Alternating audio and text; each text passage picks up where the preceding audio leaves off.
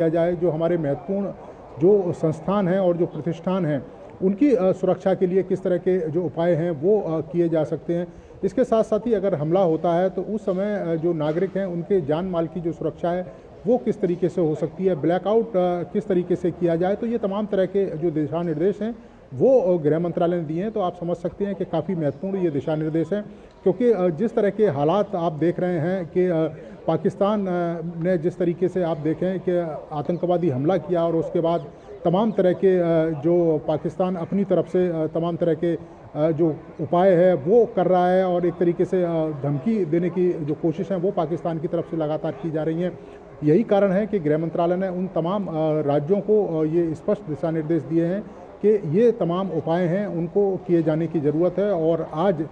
ये दिशा निर्देश तभी सभी राज्यों को भेज दिए गए हैं और उनसे कहा गया है कि 7 मई को इसके लिए मॉक ड्रिल की जाए और तमाम जो लोग और नागरिक हैं उनको बताया जाए कि अगर हवाई हमला होता है तो सायरन बजने की स्थिति में वो अपने आप का बचाव है वो किस तरीके से कर सकते हैं, अपने आप को सुरक्षित किस तरीके से रखते हैं। और तमाम जो छात्र हैं उनको भी इसके बारे में प्रशिक्षण देने के दिशा निर्देश हैं वो गृह मंत्रालय ने दिए हैं तमाम राज्यों को। बिल्कुल नीरज, ये भी समझना चाहेंगे स्थिति हालांकि काफ़ी संवेदनशील बनी हुई है, किस तरह की स्थिति में इस तरह के दिशा निर्देश दिए जाते हैं और तमाम वो राज्य जो कि LOC से या बॉर्डर से लगे हुए हैं उन सभी को ये निर्देश दिए गए हैं?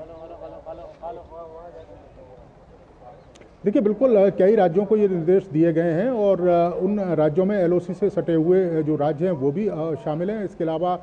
देश के अंदर जो तमाम महत्वपूर्ण है, आप देखें कि पंजाब की बात करें, हिमाचल की बात करें, उत्तराखंड की बात करें, ये तमाम राज्य शामिल हैं। और यही कारण है कि गृह मंत्रालय ने स्पष्ट कहा है कि कई राज्यों को इस तरह के दिशा निर्देश दिए गए कि 7 मई को मॉक ड्रिल करें और मॉक ड्रिल करके तमाम जो उपाय हैं, रक्षा उपाय हैं, उस पर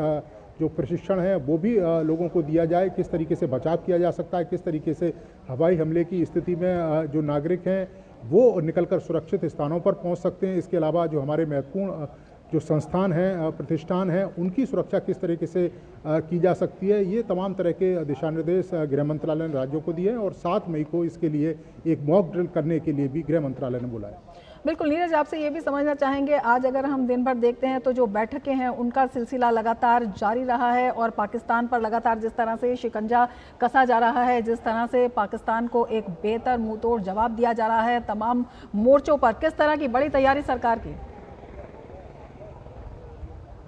देखिए, बिल्कुल आप देखें कि चाहे आर्थिक हो, राजनीतिक हो, तमाम तरह के जो दबाव और तमाम तरह के मुंहतोड़ जवाब पाकिस्तान को दिया जा रहा है। आप भी देखें कि आज प्रधानमंत्री ने जो रक्षा सचिव हैं उनके साथ बैठक करी है। इसके साथ साथ ही आप देखें कि कुछ देर पहले प्रधानमंत्री PMO पहुँचे हैं जो साउथ ब्लॉक में मौजूद है।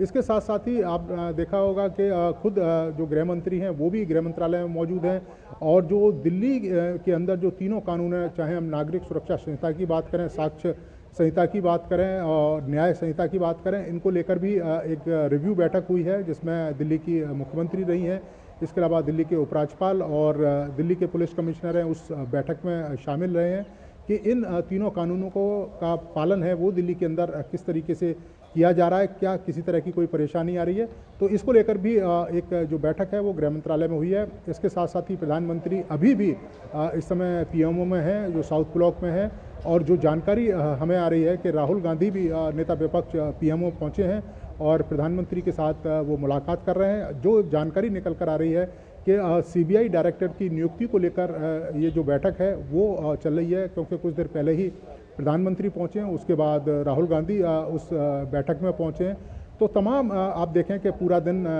बैठकों का दौर जारी रहा और जो